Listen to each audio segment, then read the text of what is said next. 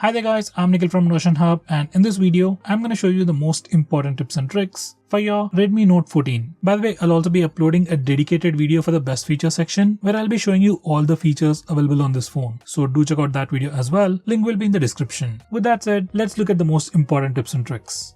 First, let's disable all the ads or things that can generate ads or annoying notifications. So to do that, go to settings, select the fingerprint settings option, then authorization. Now disable this toggle. There will be some bloatware applications pre-installed on your phone. Directly delete them, and if you can't, at least disable them. Next, I'm going to show you some system applications which you can't delete, but they will create some kind of ads. For example, you can go to downloads, go to settings menu and disable show recommended content. Next, we have to do the same for security app. Just go to the security app cleaner and disable the toggle. Next, go to music app, settings, advanced settings, then disable. It's not the end. Finally, you can also find it in themes. Go to settings and disable show ads personalized recommendations. Now besides these, there might be some other bloatware that I missed out. So if you find them, do let me know by commenting below this video. Next, we have the famous object eraser feature on this phone, and it works pretty easily. Just open the Photos application, just select the photo, just go to gallery, select the photo, click edit, create, and then erase. In erase, you have more options, like you can do it manually. You can remove objects, remove lines, or remove people. Next, we have the bokeh feature where you can turn normal photos into portrait shots. Using this feature, you can change the amount of background blurriness you want, and you also get all these filters which can further improve your portrait shots or the bokeh shots. Next, we have the famous feature to actually change the sky in the background. This is how it works, and it actually can make your photos look a bit more unique.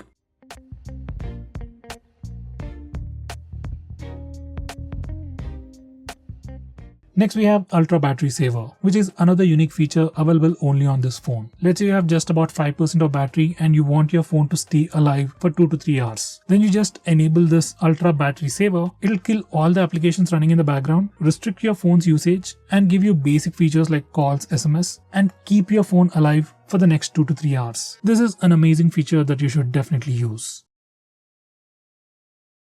Next, we have circle to search. Now this particular feature is enabled by default. To trigger it, you just need to press and hold on the bottom bar and then just circle to do a search. This is just like Google search, but you can precisely circle the object that you want to search for.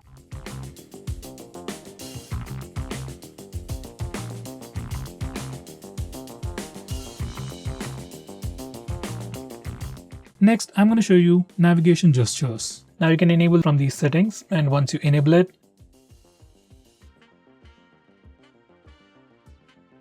you can swipe from the bottom of the screen to go home, swipe and hold for recent tabs. You can swipe from the left side or the right side to go back a step. For Google Assistant, you can swipe from the bottom left corner or the bottom right corner.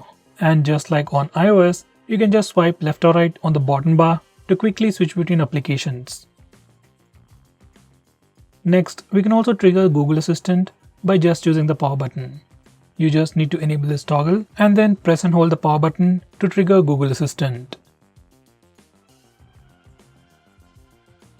Next, I'm going to show you how to enable the dark mode on this phone. So from settings, you can enable the dark mode, and once you enable it, all the system UI elements change to the dark mode. Even stock apps like phone dialer, SMS application even change to the dark mode. Even the Google applications will automatically change to the dark mode. Now this dark mode definitely helps you save some battery, looks much more cooler, and also affects your eyes less at night. From these settings, you can also schedule to automatically turn on and turn off dark mode at a specific time.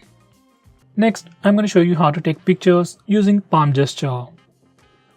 You just need to enable this option and just show the palm to the front-facing camera, and your phone will automatically take a picture.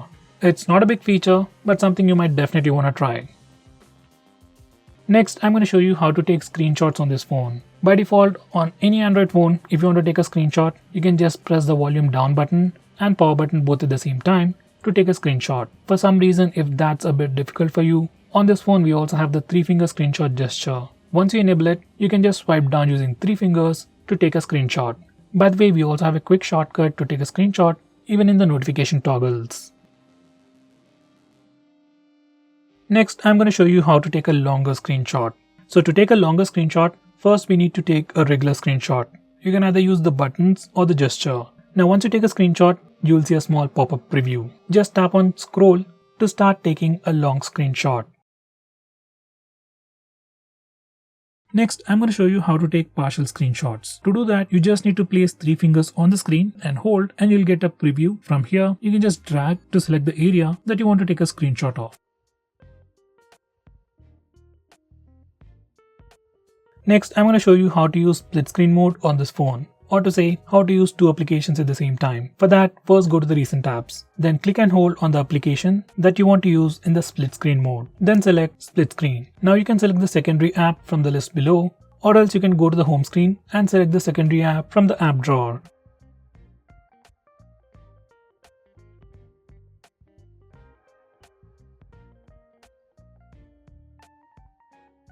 Next, if you want to change the display sleep time or the display screen on time, you can do that from these settings. Normally you can find it in the display options on other phones, but it's a bit tricky on this phone.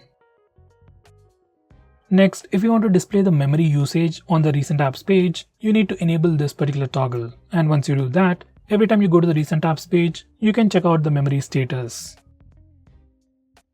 Next, if you want to display the battery percentage on the status bar, this is what you need to do. Go to these settings and you can choose between any of these options. I would select percentage outside the icon. Similarly, if you want to display the network usage of your phone on the status bar, just enable this toggle. Once you're done, your phone will display the real-time network usage information on the status bar. Next, I'm going to show you how to change the default applications for regular profiles like the default browser, SMS, and so on. For that, you need to go to the settings and come to this particular page, and from here, you can change your default browser, default SMS application, default email app, and so on.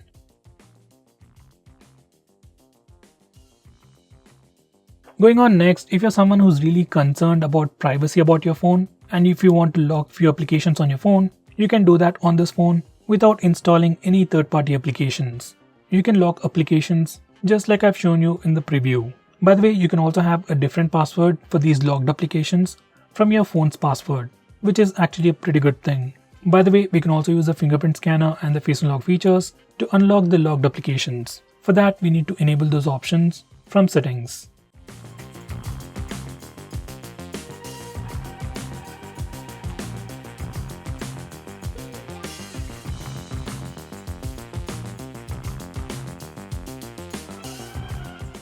So guys, these are all the most important tips and tricks that you need to know about your phone.